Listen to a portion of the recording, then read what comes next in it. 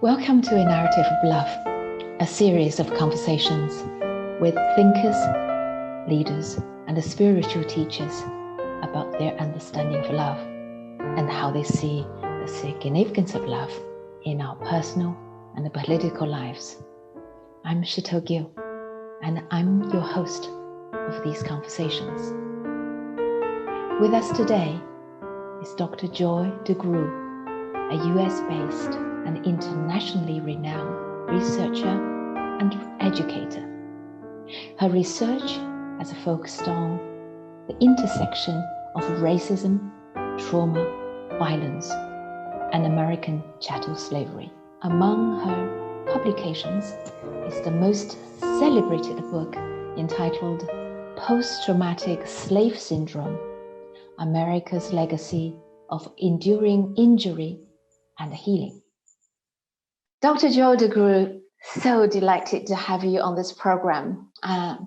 So I wanted to say that you are one of the strongest voices in the US and possibly in the world that address the historical wounds of slavery and that advocate the imperative of structural justice and collective healing. Absolutely. So the first question is, how did you get here? In terms of both the depth of your professional understanding of this very complex landscape and racism, slavery and healing, but also in terms of how did you manage to get yourself into so many prominent global platforms, be it national TV, popular radios, celebrity shows, international forums, university programs, and so on? Wow, none of that sounds like I think, first of all, I was raised, my parents were from Louisiana, from the South. They were part of that exodus, that mass migration that Isabel Wilkerson talked about in her book, The Warmth of Other Suns. My family was seeking the warmth of other suns as well. But I was raised in an unusual way, in the sense that, one, my parents raised us to be very proud and to be very embracing of our blackness, if you will. My father referred to himself as an Asiatic black man before anybody was saying that. When people were still colored and Negroes, and he says, "No, I'm a black man." And so we never had that kind of. We had an opposite feeling. We had a real embrace of our blackness, a real interest. And of course, I grew up in the '60s, very influenced. My brother was very influenced, as was my father and uncles, by Malcolm X. And my brother was associated with the Black Panther movement. So I grew up in an activist kind of environment, right? But I think right away, as I began to look at what I consider a very strong spiritual base, and my spiritual base is that I believe in the fundamental oneness of all humanity. That's what I believe. I believe all people are one. That's a spiritual practice that I have had throughout my life. And so there was this dissonance that I began to feel early on as a child. And I always was the person, just to kind of give you an idea about me, I was always someone who shared my lunch with the kid that I knew didn't have one. I befriended the person that people ignored or picked on. That's who I've always been. And I started to notice something that African Americans were doing, people that look like me, to hurt one another. And I was curious about it. It was, this whole idea of calling you black, and then they fill in the blank, you black, whatever the word was, but they would say you were black first. And as a child, that I didn't understand. So the assumption here is if I call you black, that should harm you. That should upset you even more. It's an insult to you. And I'm going, but you are black. Why is that an insult to you? You know what I mean? These were things I struggled with in my childhood. And as I became older, I became more acquainted with these notions of white supremacy. And I began to recognize that there is something that we internalize that, at least in my little community, in my little neighborhood, things that I heard, like, oh gosh, she's so pretty, even though she's so dark, right? Now, these are from Black people. So these were things like, even though, she's dark, she's pretty, oh, he was really attractive. He had, good hair, which means that you have hair free of kinks. You have hair that's more like white people's hair. And that was good hair. And in fact, a movie was made in 2009. Chris Rock made a movie called Good Hair. I mean, he's a comedian. He made fun of it, but he never dealt with the etiology of it. And that was the injury. And so even early on, I started seeing what I would call the symptoms of what ultimately became my life's work, to do the deep dive into how we came to see ourselves the way we have. And again, we're not a monolith. Black people are unique and diverse and complex, but I started to see it enough. I started to see it throughout the culture, and not just in America. And I started to recognize that there was this piece, this historical trauma that was informing what I was experiencing. And that was, in the case of America, American chattel slavery. And so from there, I started to do work. I have 4 degrees, 3 advanced degrees. I went into social work. I have a clinical degree in psychology. I started to look, generally speaking, at research as a means to try to understand what I was seeing and how to change it. Could I just interrupt you here? Sure. You have 4 degrees and 3 higher degrees, 2 masters, 1 PhD. This is a very extraordinary. I mean, given the racist history in America, for an African American woman to achieve this much, can you unpack it yourself? That is one of those, what's interesting about that.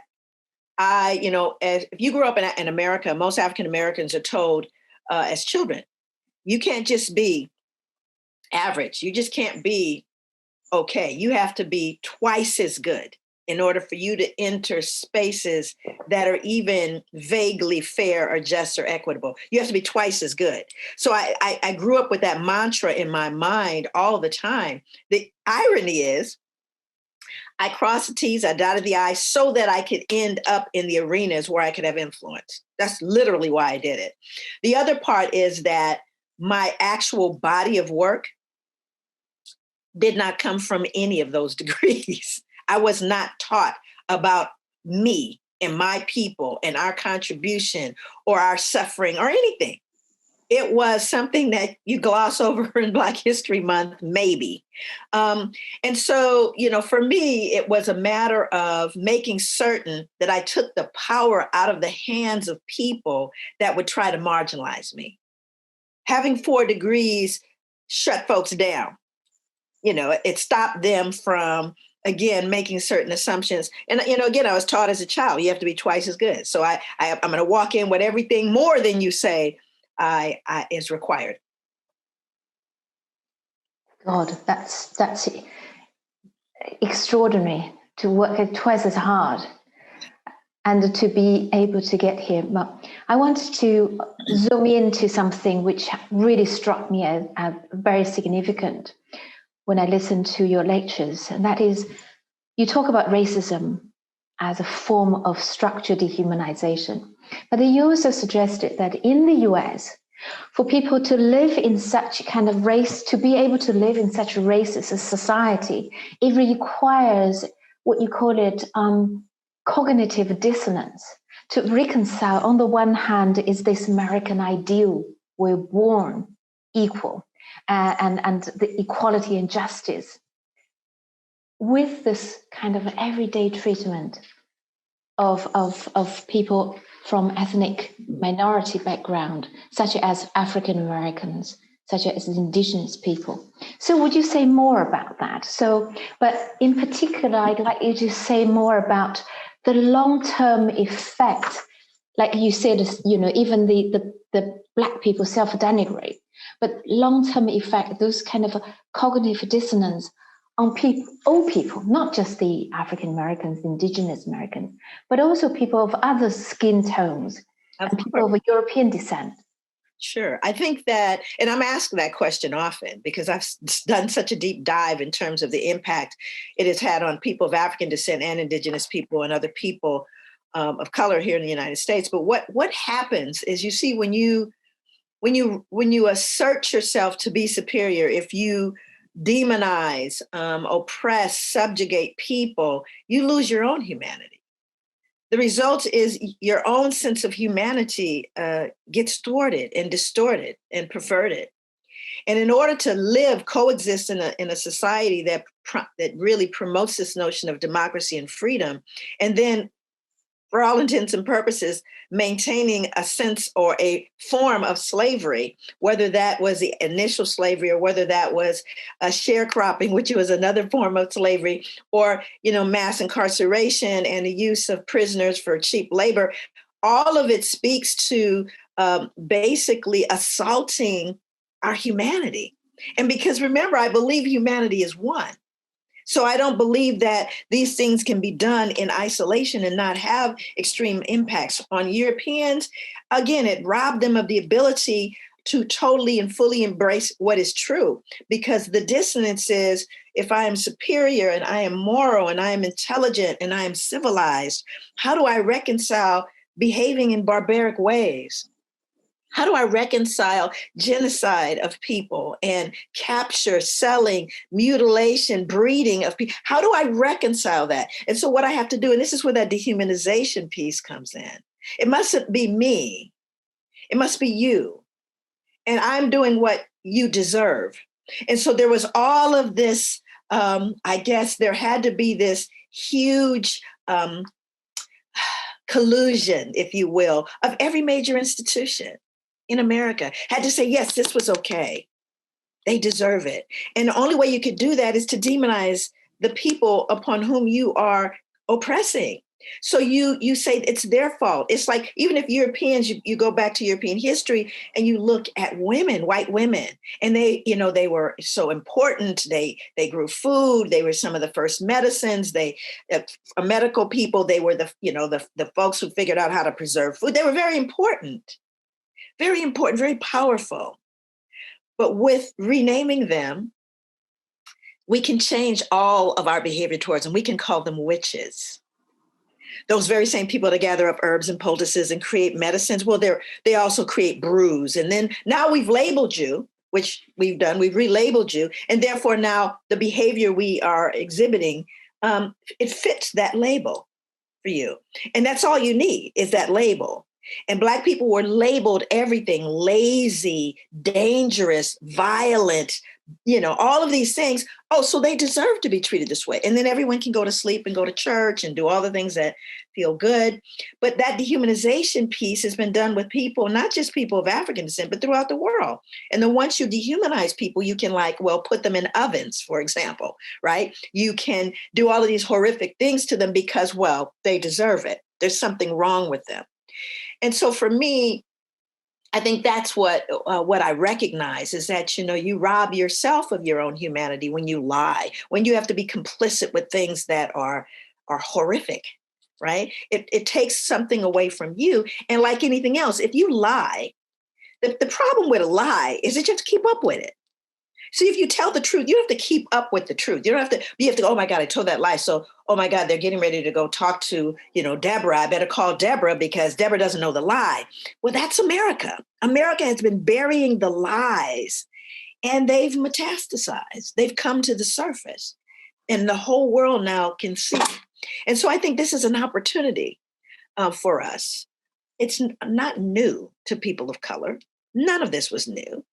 But now the world can see, and perhaps change can happen. I interrupted you when you started talking about your journey, and I'm just going to jump because I realize I read your books and I listened to your lectures, and for the work we do together for UNESCO,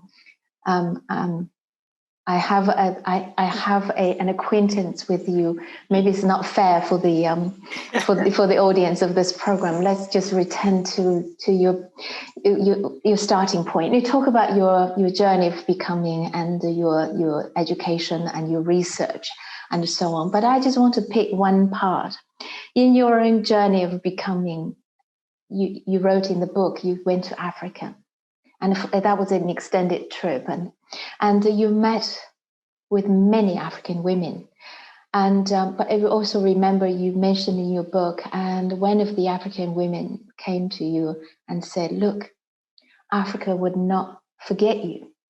You are Africa, even you are 400 or 300 years from home. So I felt deeply moved when I read that part. So I wanted to hear from you, being part of the African American community yourself, growing up, listening to all these, you're going to later on talk about your book and talk about the post-traumatic slave syndrome, just witnessing that. But yet this journey must have been part of your own healing. So what is your journey of healing? And how do you go through your own process of reckoning in order to arrive at this place? I think my journey, people ask me all the time, how it's because it's weighty, it's heavy. I mean, when you read the book, there's heavy stuff. Now, and I left out a lot of heavy stuff. But it is heavy because I love my people. I love all people, generally speaking, but I love Black people. I love African American people and who we are and who we've become.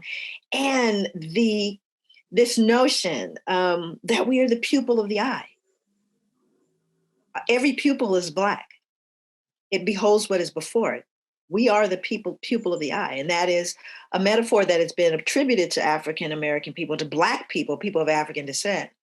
And so I think my journey has been one of holding on to that truth, that we are fundamentally one people. And I look at people and I give everybody an opportunity. I give everybody an opportunity to grow, everybody an opportunity to change. But I also recognize that, there's an African proverb. African proverb says, when you pray, move your feet. And what that says is it's not enough to just sit back and hope real hard or even pray about it. We have to act upon what we believe is true and fair and just. And I think my journey has been coming from, let me put it in this kind of phrasing. There is a book that talks about faith and what faith is. And faith embodies three particular realities: to believe in your heart, to confess with your tongue, and to make evident in your actions. And I think that because I believed so strongly in this notion of the beauty, wonder, and grace, and dignity, and brilliance of Blackness, of being a person of African descent, I believe that deeply in my heart. I realized that I was living in an environment that was telling me the opposite of that. And so therefore, I needed to act upon what I knew, upon what I believed. It needed every Black child to know that they were intrinsically noble, and that there was nothing that they needed to fix in themselves. I needed everyone to know what I believed. So I had to walk it. I had to do the research. I had to do that deep dive. I had to unpack my own injuries so that my children would not receive them, so that I myself could exemplify by what I say I believe.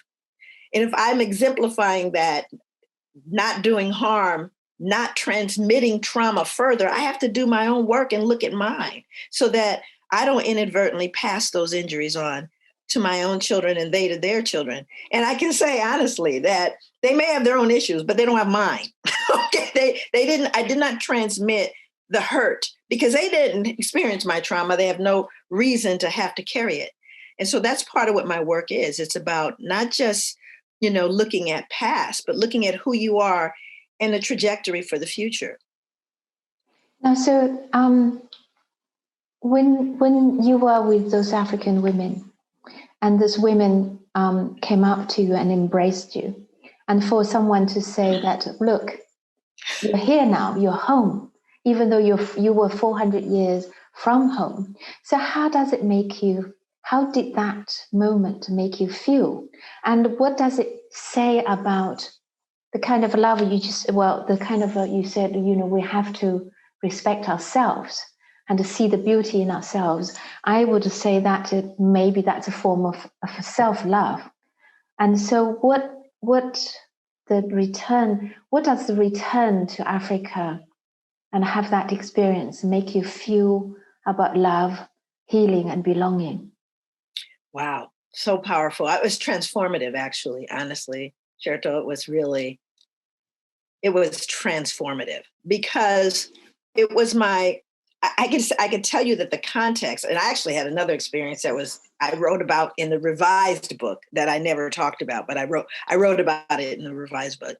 But I can remember all of the anticipation of being in Africa, all the things I'd read and heard, people that I knew, and I just was, so hopeful and so full. But I'll tell you, the very first thing that struck me was, when I would go to the villages. For 6 weeks, there were 9 of us African-American women traveling throughout 5 countries in the southern region of Africa. And so we would always want to go to the villages. I never wanted the tourist stuff. I wanted to be where the people were. And when we would arrive at these villages, the people would, of course, start talking to us in whatever their language was. But they were greeting us. And no matter what village we went to, no matter what part of the southern region we were traveling in, the greeting was, "I see you." I see you is the greeting, right? Like we'll say, "Hey, what's up? How you doing?" They're saying, "I see you." And it was such a profound feeling of being seen, of being normal, of having this sense of normalcy. It was such a powerful moment for me. And so as I began to really embody that sense of being seen, I recognized how invisible we were in the United States, that we've been erased. Our culture was they attempted to erase. They attempted to erase us and all of these things. And I realized the moment I go back to the continent, they say, "But I see you." And then I realized the connection with all of those years of enslavement and trauma. There's something that African Americans do. They do it to this day, 2021. I live in the South, and so it's really common here where you'll see another Black person and they always give you the nod. It's a nod, or and for all my life, this is as a child, we're in the supermarket and people are doing this, and we're walking down the street and people are doing this. And of course, all my white friends are like, "Gosh, you people, so many people." I'm going, "I don't know those people," right? But what they're saying to me and what I say when I nod is, if no one else sees you, I see you. And there is a feeling of belonging that evokes. And I ask everybody who has that experience, is that don't think through it, feel through it. What does it feel like when a perfect stranger nods and acknowledges you? And it's a truly an African-American thing, because maybe it wasn't always safe for us to acknowledge each other, but we gave that symbol to one another. I see you. You're not invisible. You're important. You're valued. You're loved. I mean, and it was profound. It was life-changing, because it was after that I wrote the book. Beautiful. Now let's talk about your book. And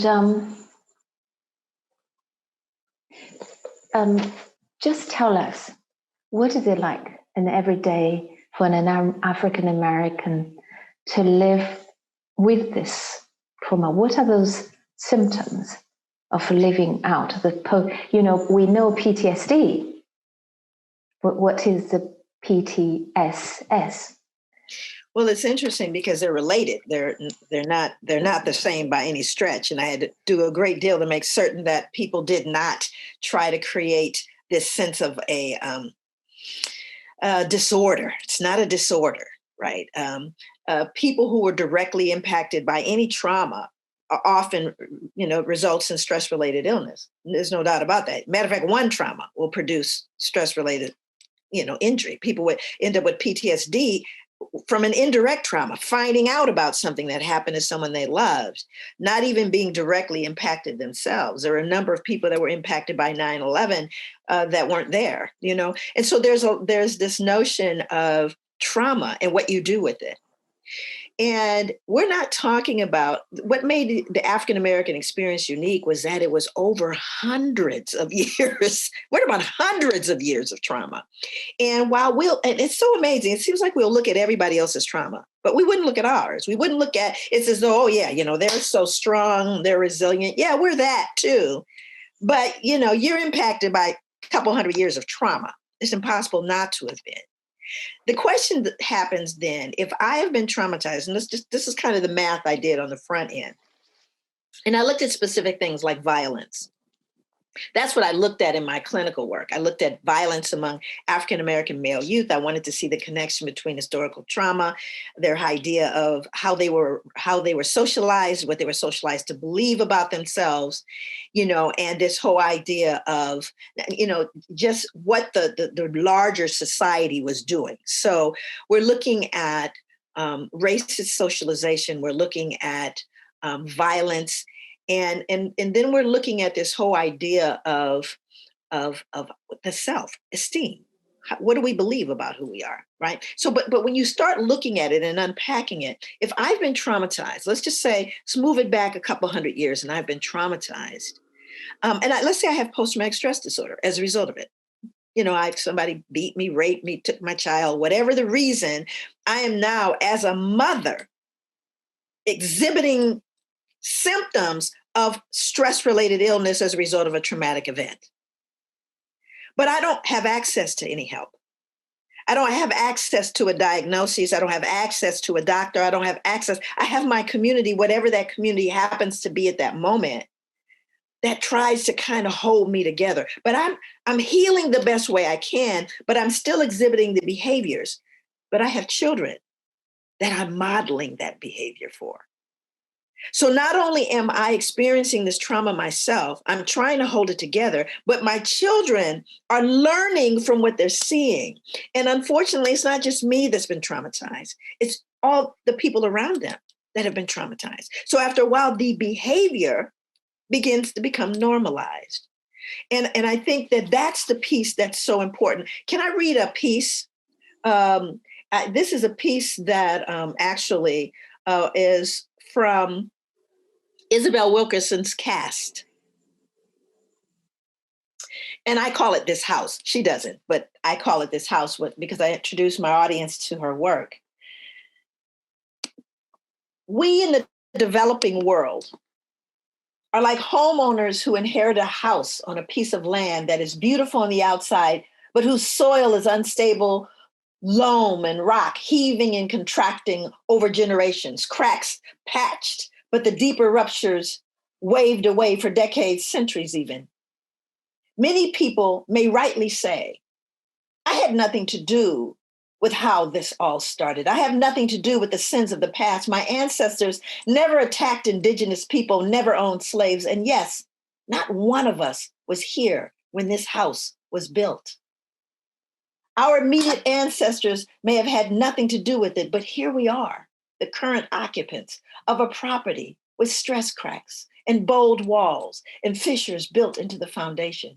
We are the heirs to whatever is right or wrong with it. We did not erect the uneven pillars or joists, but they are ours to deal with now, and any further deterioration is in fact on our hands. Unaddressed, the ruptures and diagonal cracks will not fix themselves. The toxins will not go away, but rather will spread, leach, and mutate as they already have. When people live in an old house, they come to adjust to the idiosyncrasies and outright dangers skulking in an old structure. They put buckets under a wet ceiling, prop up groaning floors, learn to step over that rotting wood tread in the staircase. The awkward becomes acceptable, and the unacceptable becomes merely inconvenient. Live with it long enough, and the unthinkable becomes normal. Exposed over the generations, we learn to believe that the incomprehensible is a way that life is supposed to be. God. I don't know that I've ever heard it articulated quite so well. But she captured in this house, in this metaphor, in this analogy, in this story, she captures what has happened. And the house is still standing. And some houses are in need of repair. Some just need to be shored up, and some aren't going to make it. But what I recognize about post-traumatic is that when people know better, they tend to do better. And the book and the information has helped people get curious about themselves and their lives, curious about whether what I have received to survive is something I want to pass along to my children. Is it where did it come from? And who were the people that gave it to me? To begin to examine our agency, if you will, but to examine it in such a way to say, how much do I take with me? What do I let go of in order to move forward?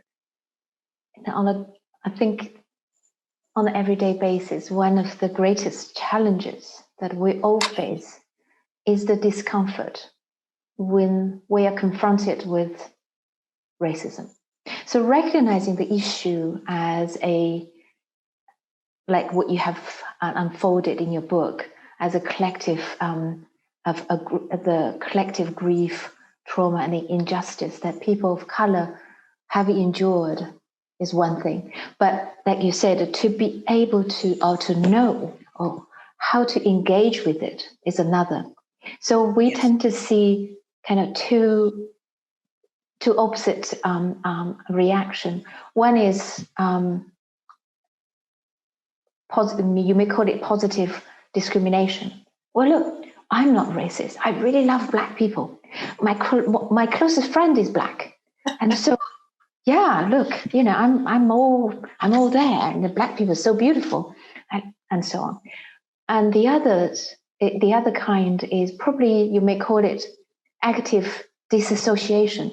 Oh, I can't say anything anyway, because whatever I say, they would think I'm racist. So I better just keep away from it. Sure. So these the common kind of reaction people have. It's all to do with the way that we are unable to deal with the discomfort.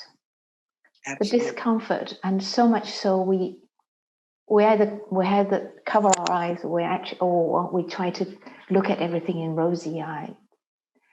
Because racism is complex. It's complex because we cannot just say, oh, this is a racist society, but it had nothing to do with it. And so what is in your research and in your work, and recognizing this post-traumatic slave syndrome is one thing. How do you engage with people, and such as those people who don't know how to deal with the discomfort, to embark on the journey of healing? And where do you start? Well, it's interesting because it's very different when I'm working with people of color, Indigenous people, Latinx folks. It's a very different experience than when my audience is white or white and mixed audiences. It's a different approach, right? So part of what happens with my work, something I didn't actually know was going to happen when I started looking at it, but it started resonating. Let me give you a perfect example of how deeply the work resonates with people of color throughout the world. I had no idea. I had no idea it would resonate with people around the world. I was looking at my little world and trying to figure out how I could help in it. That was my goal. I teach a 10-week graduate level online course about my book.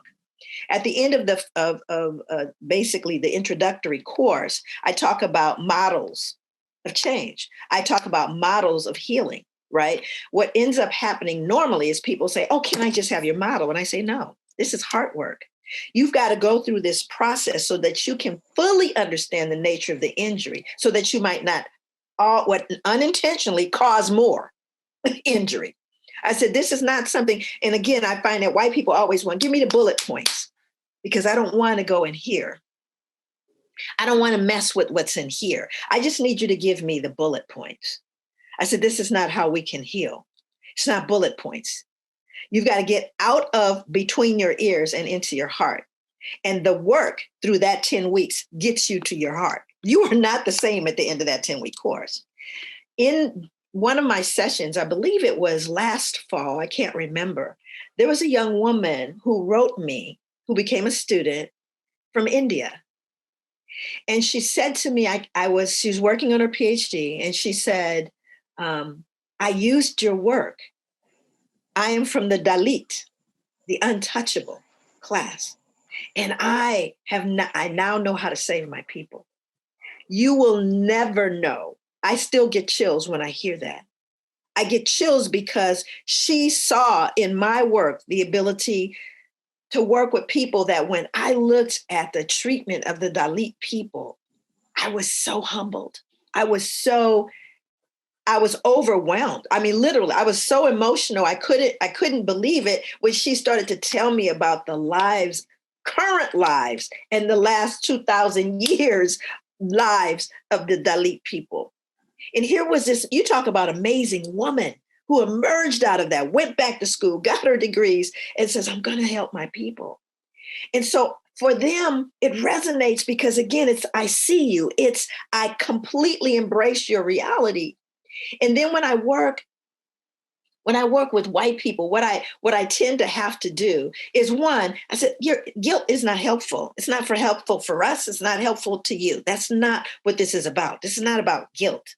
This is about recognizing that we are all responsible for the repair of this house. And none of us were there, but we're all responsible for the condition under which we live. And so I think people, when they know better, they'll do better.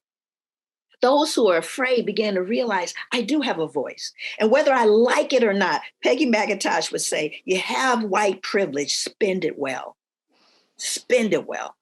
And that's what I think happens for white people. And what needs to happen is to recognize, let's not debate about whether you have it. Neither one of us was here when the house was built, but you have privilege.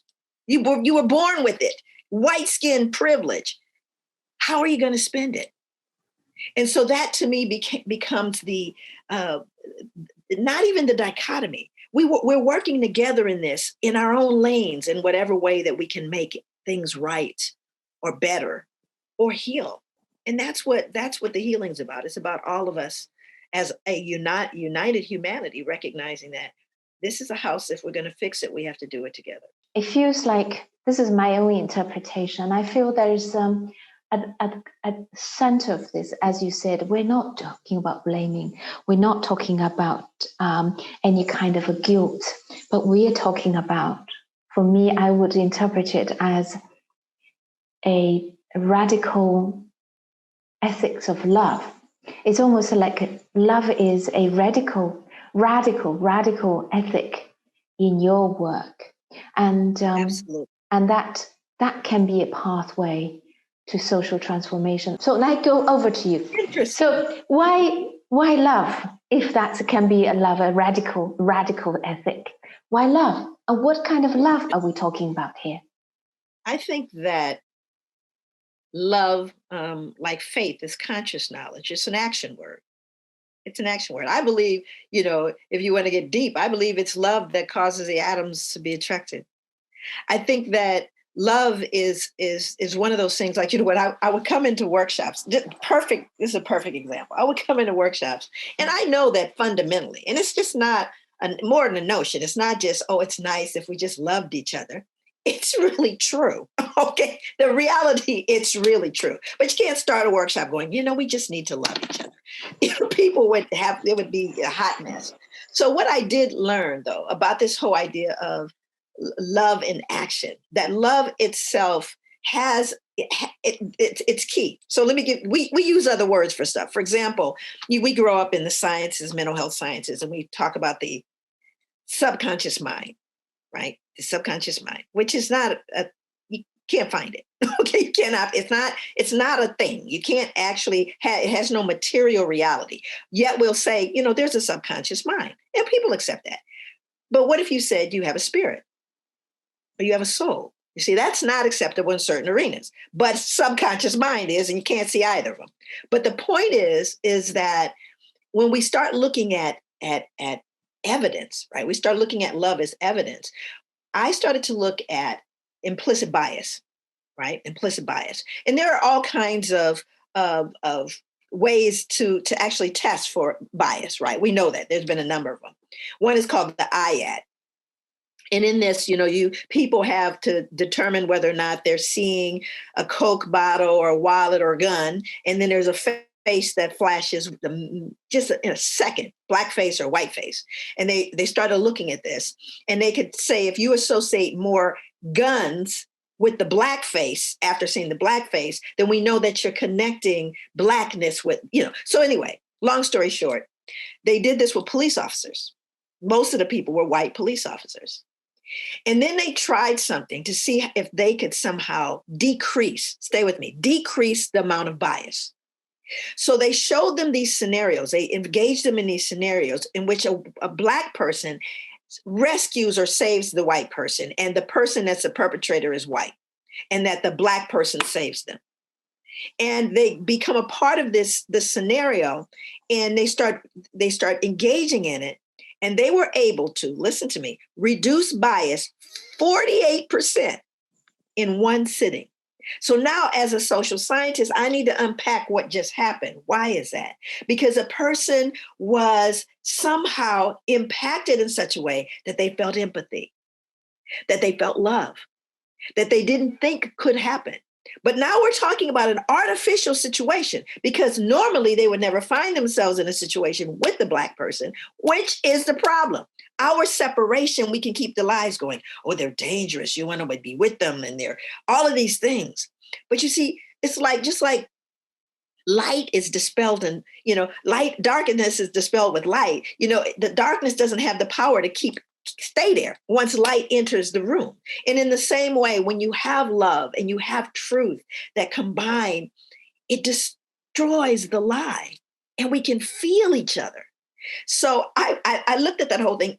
Virtual reality is even more significant in reducing bias. Virtual reality. Well, what is the virtual reality we're talking about? Could it be that you love me, that you care about me, that I'm your friend?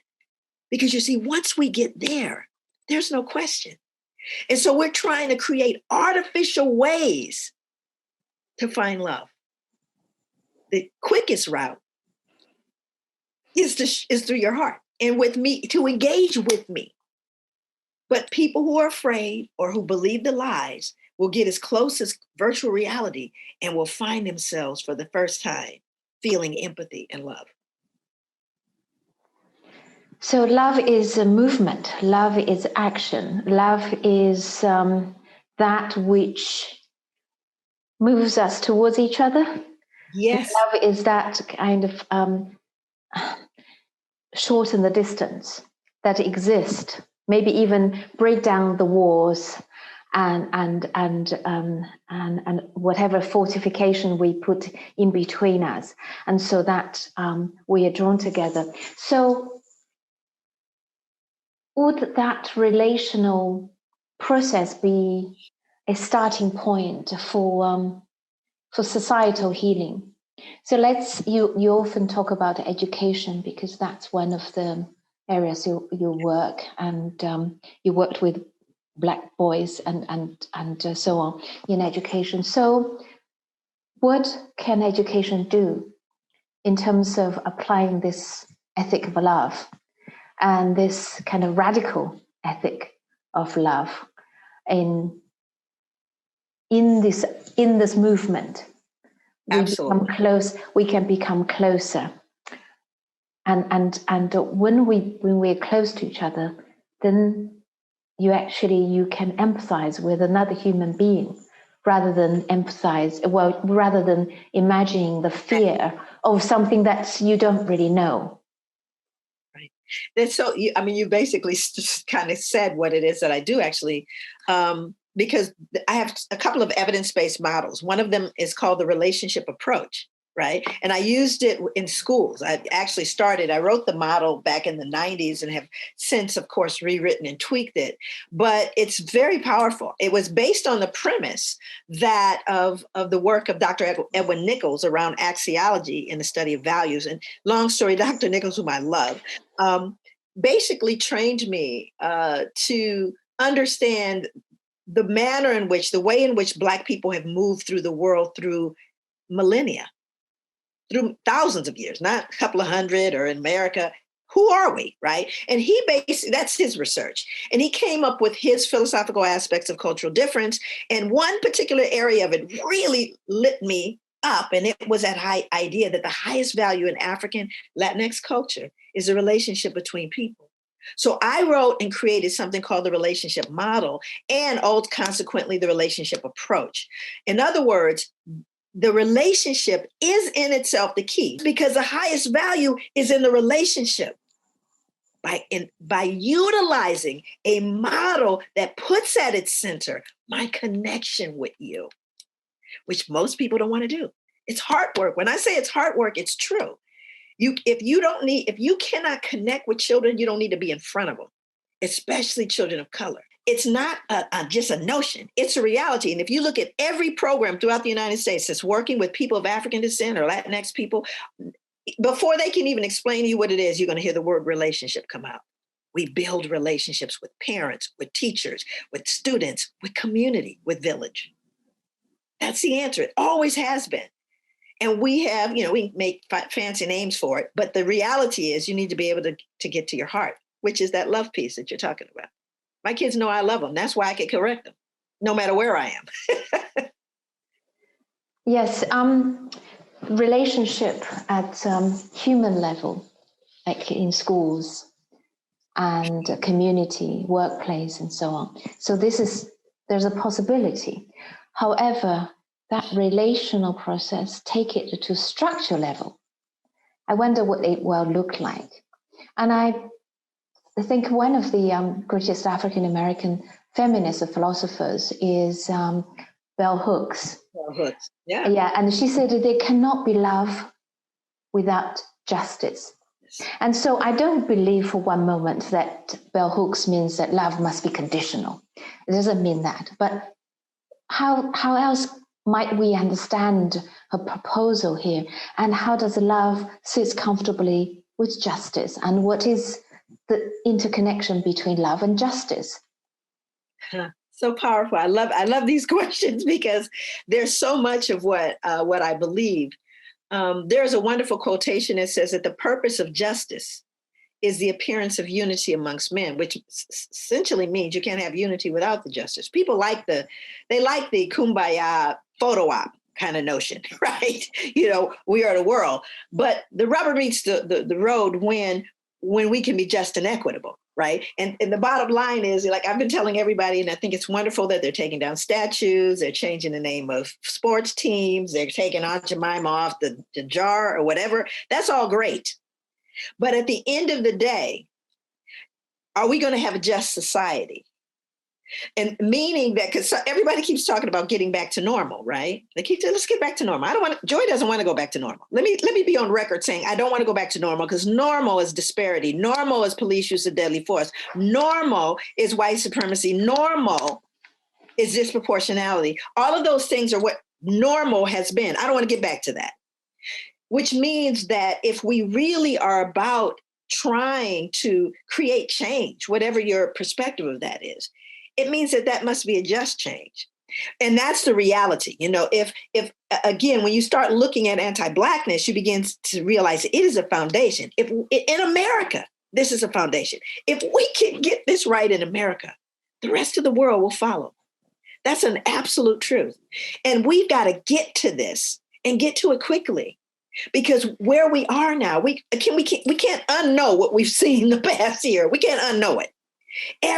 Nobody can sit back and go, I didn't know. I wasn't aware. It was just a fringe. No, we've got to clean this one out. We got to either take the house down and rebuild it in some cases. Sometimes we just need to remove parts of it, which is, again, structural and institutional stuff, or we shore up what we have.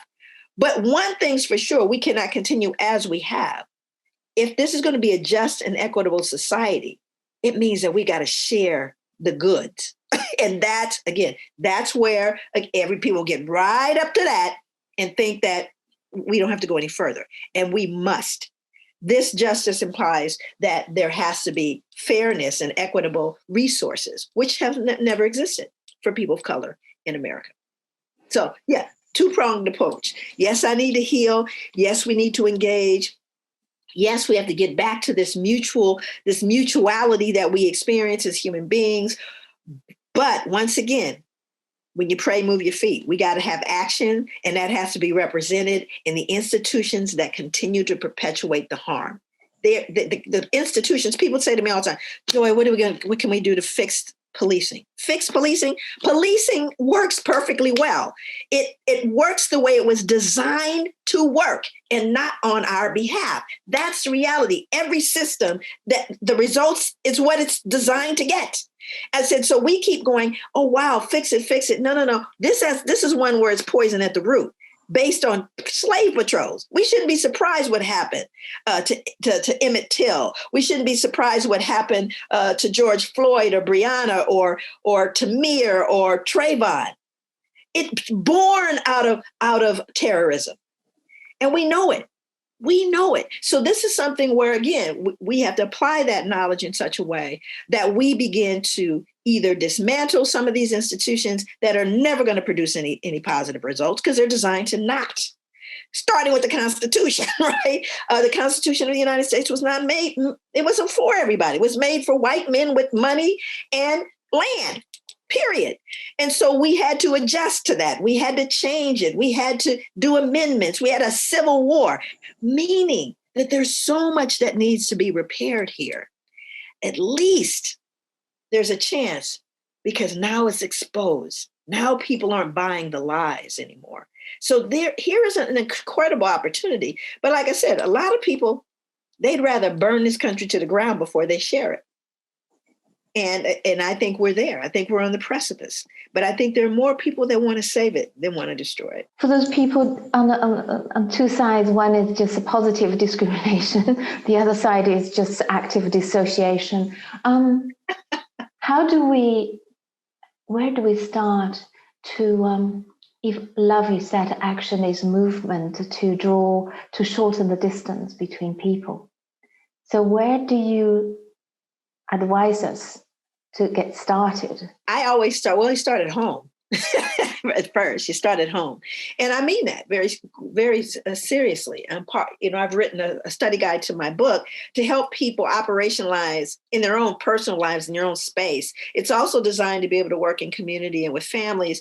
But I think the first work, or the work to actually get us to that radical love, which is action, is one where you begin to see in your scope of power. What is your scope here, in terms of what you can actually do.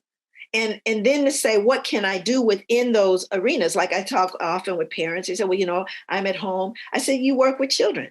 You work with people in the community. I said, you have a lane that you clearly are in, that you can make some differences in.